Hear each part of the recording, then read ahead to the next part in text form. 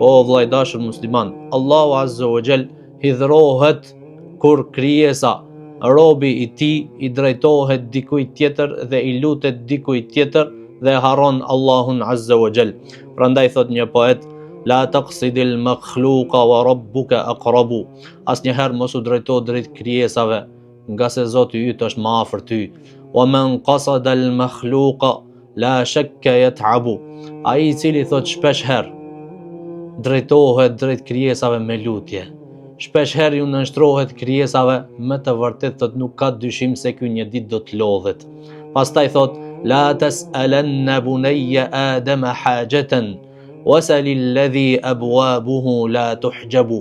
Thot mos i kërko birit të Ademit asgjë për asnjë nevojë, mirë po lutja atij i cili dyert e tij thot nuk mbyllen asnjëherë, në dyert e tij nuk ka perde asnjëherë, në dyert e tij nuk ka rojtar asnjëherë që të pengon sikurse te mbretërat e kësaj dunjaje apo te ministrat e kësaj dunjaje, nëse do në takimin me ta, duhesh njerë të përballesh me rojtarët, e pastaj ku ta diune tjerët çka janë me rend, përderisa me mbrite aj, shumë lodhje dhe shumë raskapitje.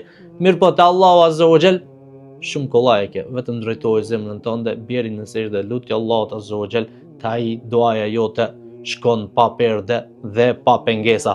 Pastaj thot poeti vazhdon dhe thot Allahu yaghdabu in tarakta su'alahu.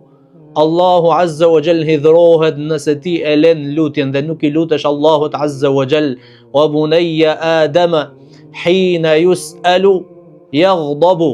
Ndërsa biri i Ademit kur ai shpesh lutet, pra nëse i lutesh njeriu shpesh i troket në dyert e tij, ku me ditë sa njeri i mirë me qenë, ndonjëherë hidhrohet, ndonjëherë lodhet. Andaj o vëllezër, ti drejtojmë zemrat tona drejt Allahut Azza wa Jall, ti lutemi vetëm atij për nevojat tona, ti lutemi atij që Allahu Azza wa Jall të na jep prej pasurisë në të cilën pasuri ka hajër dhe bereqet. Lutemi Allahun Azza wa Jall që të na jep evlat të hajrit, bashorte të hajrit, shoqëri të hajrit, pasuri të hajrit, punë të hajrit ku Allahu Azza wa Jall është i kënaqur dhe mos të vrapojmë pas kësaj dunjaje qorrazi. Allahu u shpërbleft, Allahu ju nderoft. Wassalamu alaikum wa rahmatullahi wa barakatuh.